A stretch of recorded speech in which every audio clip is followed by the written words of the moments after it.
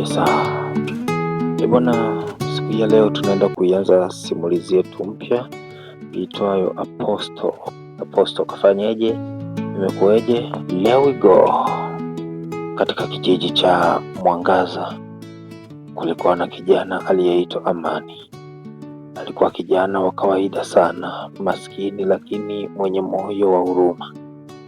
Watu wengi walimpenda kwa sababu alikuwa tayari kusaidia kila mtu bila hata kutarajia ujira.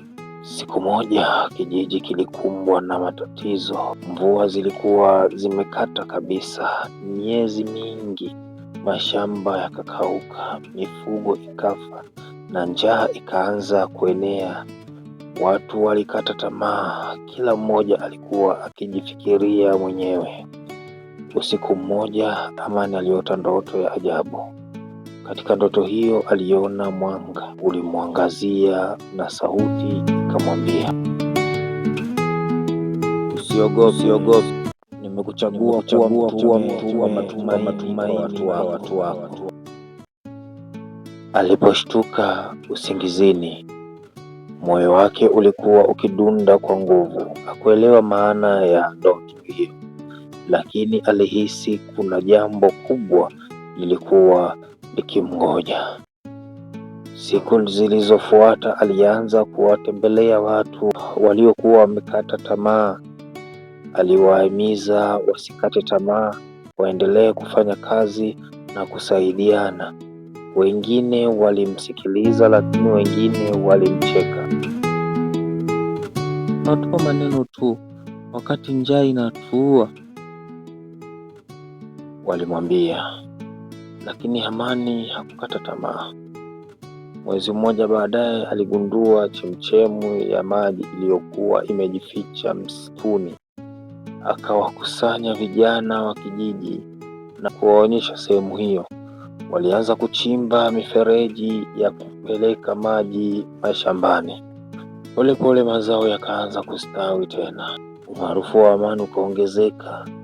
Watu wakaanza kumuita Apostle, maana yake mjumbe wa matumaini. Lakini mafanikio yake akamletea maadui. Kiongozi mmoja tajiri wa kijiji aliyeitwa Baraka hakuwa akifurahia kuona watu wakimpenda Amani. Alikuwa amezoea kuogopwa na kila mtu. Aliona ushawishi wake ukipungua kila siku. Baraka akaanza kueneza uongo huo. Huyo Amani anatafuta utajiri kupitia nyinyi.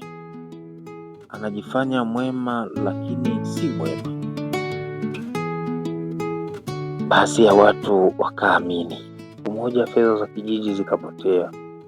Bila ushahidi wowote, Baraka akamshutumu Amani. Wananchi wakakasirika. Amani akafungwa na kuwekwa ndani ya kibanda cha zamani pembeni mwa kijiji. Usiku huo akiwa peke yake, alihisi huzuni kubwa kuliko wakati wowote maishani mwake. Kwa nini nimefanyiwa hivi wakati nilitaka kuwasaidia?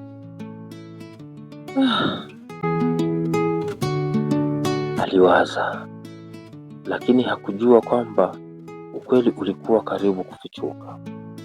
Mtoto mmoja yatima aliyeitwa Neema alikuwa ameona kila kitu. Alikuwa amemwona mmoja wa watu wa Baraka akiiba fedha hizo na kuzificha. Asubuhi iliyofuata, Neema akasimama mbele ya wananchi wote. Kwa sauti ya ujasiri akasema, ninajua aliyeiba fedha. Watu wote wakanyamaza. Akatoa ushahidi uliokuwa umefichwa. Baada ya uchunguzi, ukweli ukajulikana. Baraka ndiye aliyepanga kila kitu. Wananchi wakakasirika sana na kumwondoa katika uongozi. Amani akaachiwa huru, lakini badala ya kulipiza kisasi, alimfuata Baraka.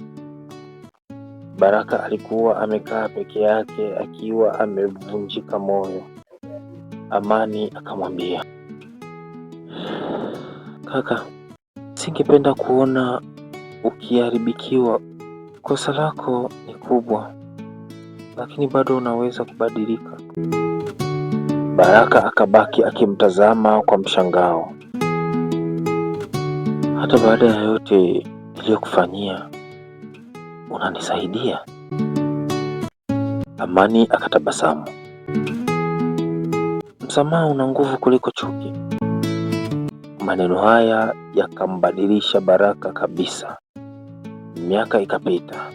Kijiji cha Mwangaza kikawa moja ya vijiji vilivyoendelea zaidi katika eneo hilo. Watu walikumbuka kwamba mabadiliko haya hayakuanza kwa fedha wala kwa nguvu, bali kwa kijana mmoja aliyekataa kukata tamaa. Na kila mtu alipoulizwa nani aliyeleta matumaini kijijini, walijibu kwa sauti moja, Apostle.